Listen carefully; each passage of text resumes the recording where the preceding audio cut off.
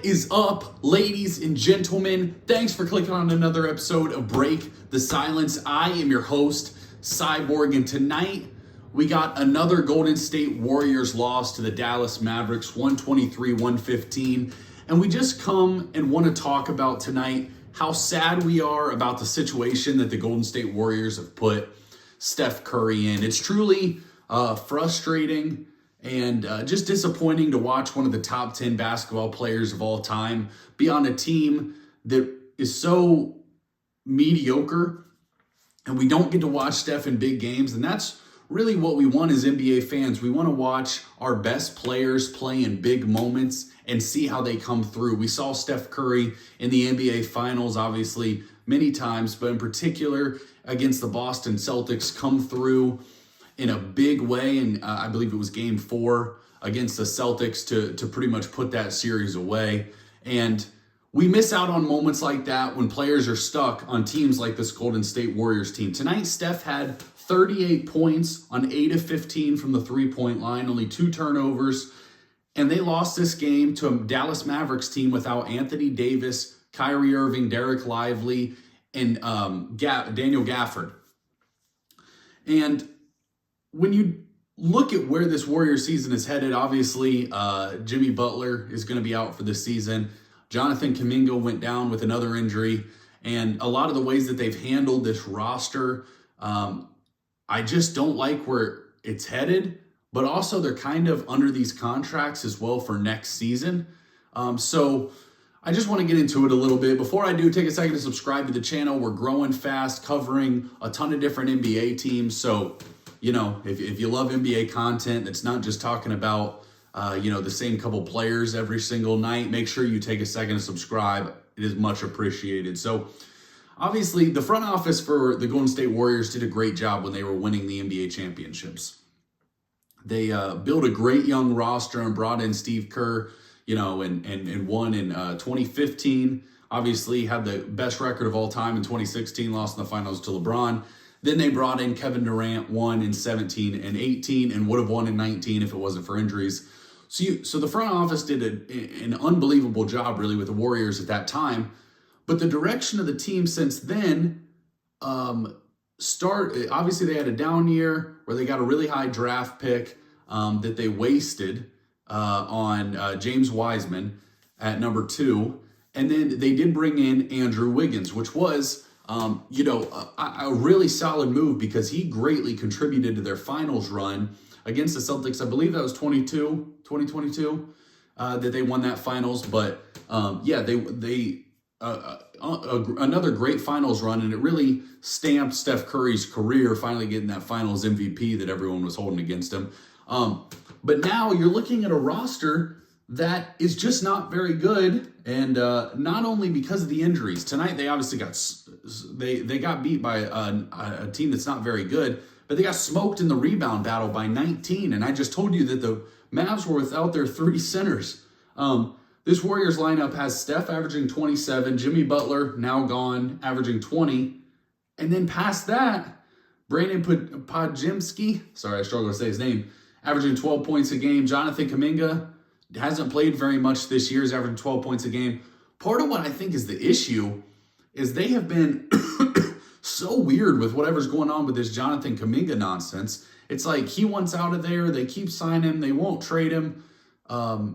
He's been rumored in trades for a long time, but the team it needs a move and it needs a spark. And they felt like they have untradeable players, and it felt like forever, Moses Moody and Jonathan Kuminga. And rather than moving off those 2 players, they've just chosen to be kind of a mediocre team.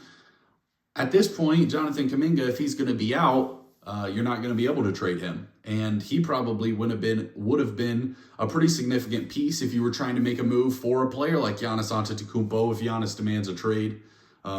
Obviously, Giannis is another player in Milwaukee that we just want to watch our stars and our superstars and our legends play in legendary moments. We've seen Steph do it. We've seen Giannis do it in the NBA Finals. And it's so disappointing to watch what their teams have put them through in the last few years. You don't want guys to not be loyal to their teams. You don't want them to move around. But it almost feels like you have to at a certain point in the modern NBA because there has been so much player movement. But now with the new CBA and the aprons and everything like that, it's really hard to trade players. It's really hard to sign players. And it's made it to where some of these teams were built in a certain way. And then this new CBA hit and it just made them fall apart. This Warriors team just does not have the juice to be competitive. They have DeAnthony Melton coming off the bench. Like I said, Moses Moody, Draymond Green. He's getting himself, he fouled out tonight in 23 minutes, 6 fouls. He's played 37 games, averaging 9 points, 6 rebounds, and 5 assists.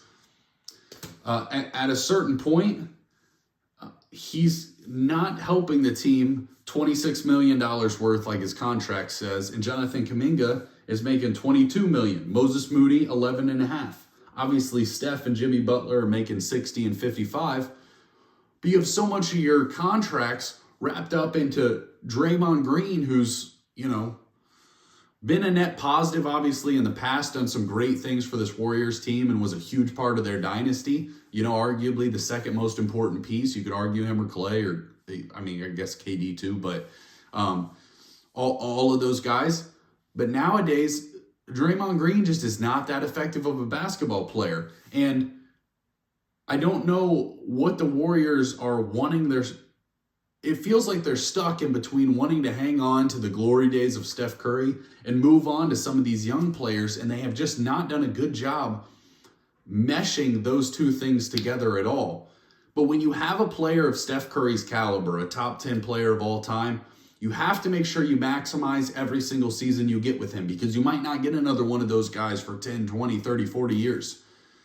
So make sure that if you're the Warriors, you go out there and you try to make a move, but Kuminga just went down with an injury. So if he's truly hurt and you can't trade him and Jimmy Butler's hurting out for the year, this is another wasted year for Steph Curry and the Golden State Warriors. It's a year where Steph's going to be an all-star starter. He'll probably make an all-NBA team. And he's averaging, I think it was 27 for the season. He's averaging 27 points, shooting unbelievable from 3 again. And they're not going to be competitive. We're not going to get to watch this Warriors team in big moments. So I'm just sad with what the Warriors have done to Steph. Obviously, you could say that he was set up very well in the past and maybe you shouldn't feel bad for him, but I do. I just want to watch our best players in big games. I want to watch Giannis in big games too. That's another video for another day. But yeah, that's really all I got for you tonight. I'm hoping that the Warriors are able to position this team somehow better for next season, that we get to watch some of the last few years of Steph Curry's career, him playing some other big moments, some conference finals, whatever.